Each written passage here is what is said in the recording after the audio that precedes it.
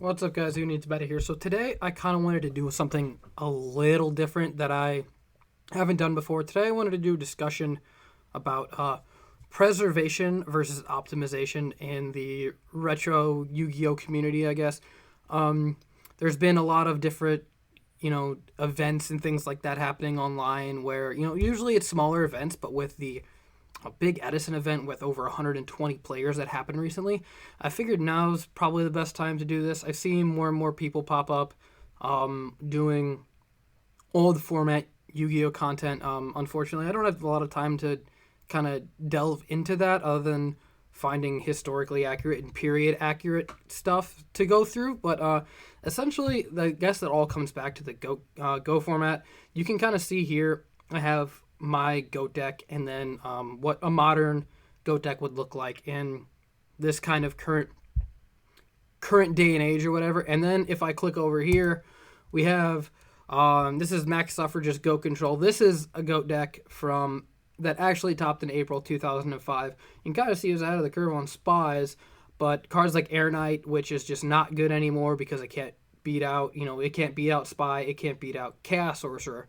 The ratio of 3 goat 2 meta rather than 3 meta being the staple. Cards like Ceasefire, Swords Revealing Light, really just being things that have been completely abandoned by the goat format community. It just kind of makes you think, like, if we go back and we re-examine all of these old formats, like, what did we miss? What was missed by the player base at the time? And if we choose to play that way, does that change, how the game, like what we're able to play if we say hop online and do it unrated and we see somebody asking to play September 2007 or Edison or whatever, and they're like little dual note. Like, does this change things? I know that it was, I believe, the Blazing cards. No, it was a Blazing. Yeah, it was Blazing cards. The Blazing cards are great. Or Gate Expectations. Those are two great podcasts. If you guys will listen to them, check them out. They're on Spotify, YouTube. But it was Dale Bolito. He went back and he said, like, we miss Chaos Sorcerer, and he said it was because it was common, but essentially he thinks that, like, okay. And then Patrick Hoban was on another episode and he was asked, okay, so what did we miss during your time? And for me and for him too, I also believe it was Gozen match, it was rivalry. If you look at the September 2011 format, which is the predominantly like where we play is YCS Toronto and Columbus. The only difference between the two being the Dark World structure deck, and getting Grapha. There Gozen match had one deck that sided it, and rivalry had none. And you take a look at like a deck like Agents, or a deck like Dark Worlds that is Agents is all light except for the tour guide engine. Dark Worlds is all dark, all fiend. It can side both. And if you put a plant deck up against that, especially when Dark Worlds have like skill drain, I understand, like, okay, if your opponent has Shadow Mirror, you have skill drain, rivalry, like, it's just one of those things where, does this change how we look at things? No Edison decks played rivalry at all. I looked at the top 16 of Edison, and it was not in a single list. And it took until Gravekeepers and Six Samurai to realize that those cards were really good, which was March 2011. I said it in a video recently when we played Cast Return. This is Austin Coleman's Cast Return deck from April 2006, from the first place deck from that Nationals that I played in a video. I don't know if I've released it yet. And I heard Joe Giorlando also say it in a video. We would probably cram dust shoots in this format, especially with everybody having access to Stein, and Stein being so good. And heavy storming in the format, meaning your opponent is not likely to set a whole bunch of cards. Because, again, we missed Solemn Judgment too. For the longest time, we missed Solemn Judgment. So your opponent was not likely to set their whole hand, so they're going to have cards, so you can dust shoot them pretty easily. And it took until March 2007 format for us to cram 3 dust shoots into everything, and then it eventually got limited in September.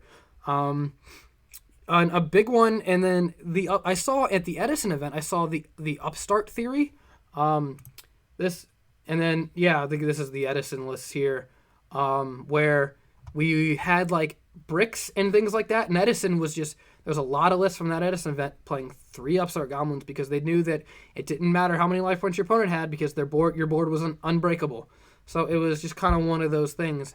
And then if you look at Edison, nobody played this deck. And it's because you have, these 6 cards. Raiko's okay to draw, but you really don't want to draw Arbellum. It doesn't do too much for you. It's just not that great. I also find it funny that he cited Shield Crush because he couldn't knock Raikou because he loses his own targets, which is pretty funny.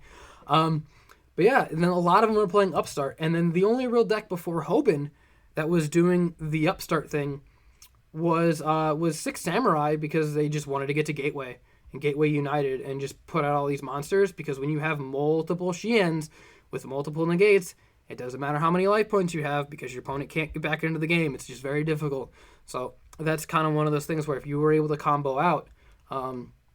So again, I guess essentially we missed this. This card was semi-limited for a while too, but we just missed that Upstart theory.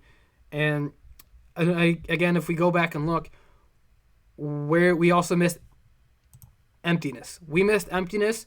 There was a time where Oppression was legal and Emptiness was legal for November 2010 and the September 2010 format, and we just couldn't find a way to make both work. And I'm not really sure why, but for some reason there was just nothing. If you guys know why, if we just missed Emptiness or if it was Exceeds, my guess is maybe it was Raikou. That's kind of my thing because Xian couldn't negate monster effects. It could only negate the spell and trap, so it could not stop Raikou from just targeting a monster and then the Emptiness is gone. That's the only theory I could think of. But I mean, you talk about cards like, September 2010. I believe we still had Cold Wave. So you talk about Trap Stun and Cold Wave. You just Trap Stun your Emptiness. Things like that. So I'm just kind of curious about where we went wrong. I looked at Emptiness. I tried to find lists where it was played. And I went on Top Decks and I scrolled all the way down to the bottom to the Emptiness to where it was played. There were 8 lists that played Emptiness in the main or side before Dragon Rulers. Before we had Dragon Rulers and it was flipped Emptiness with my Draco Sack tokens and I can't turn it off and I can pick apart your board. We just didn't play Emptiness. But for me, probably the biggest perpetrator, maybe Emptiness, but I think Maxi. If you look at YCS Anaheim, I believe the entire top 16, it might even be the top 32, is on Konami's website. And I looked it up, and there was one deck that mained one copy, and it was Philly Luna. And if you're looking at that event, you're looking at Plant Synchro. I don't believe technically wasn't legal, but still Plant Synchro, Six Samurai. You have all of these combo decks, and for some reason we didn't think drawing cards was good. And so March 11 is a very, very, it's a good format, but it's a difficult format to play because you have, it's hard to find a definitive cutoff point. You have one format and then Trish came out. And then you have one format or one event and then Tengu came out. And then you have another event and then we had Librarian come out and then you had Nationals. So Nationals, you had this just insanely full power plant deck. And then I think that's when we realized, okay, this Librarian thing says draw cards. Maxi also says draw cards. You guys know I like to joke and point at the card when we're playing. Say, this card says draw cards, so it's good.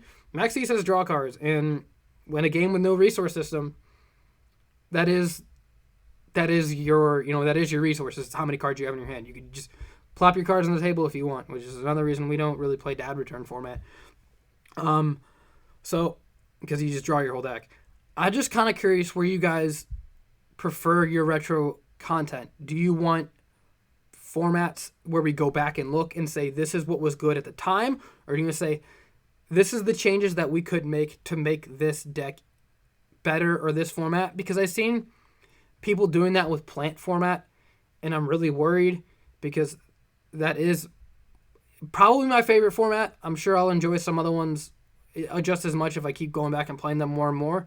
But that format is really special to me, and I really enjoy it. And I don't know if that's the reason we like to play lists that topped at the time. If you notice in the description, the list is always there. And if it's a homebrew, it's usually just a bad deck, a tier 2 deck, a deck that has no tops, or it's a deck that we played at the time and know really well, and we just want something that we feel comfortable with because that's what we played, and that's what we do. Like this, like I love Mermails. I love this, like one of my favorite decks. I hate Reckless Greed in this deck, so I don't play it, and that's just me. But taking Reckless Greed out of the deck doesn't necessarily warp the format. I also believe that there is a point where the internet took over, YouTube took over, and we were able, it wasn't Duelist Grounds and Pojo, that we were like sharing lists, and it was easy to see what was doing well in the OCG later on. But I think probably September 11 is like the last format that we can go back and really change. I think once you hit the wind up loop, Insectors, Dino Rabbit, like by the time Nationals rolled around, we had those decks pretty figured out. And I think the only thing that I can think of is because the list that I looked up with had oppression in it was Dino Rabbit. It was Samurai and Dino Rabbit, and I think that Dino Rabbit could probably go back and Logius that Emptiness Pass and or Dolcus that Emptiness Pass is a real thing, and I honestly don't know if that would be viable or whatever. But like I said, the list that we're playing Emptiness, it was Dino Rabbit, and they had the ability to protect the card. So I don't necessarily know if there's a point other than communicating like what do you guys want to see? Do we want to know why things were good at the time, or do we want to see what we can do and improve? Because there are formats that I consider really good that have been kind of tarnished. Like I loved playing this mirror, and this is terrible. This is not a good deck now.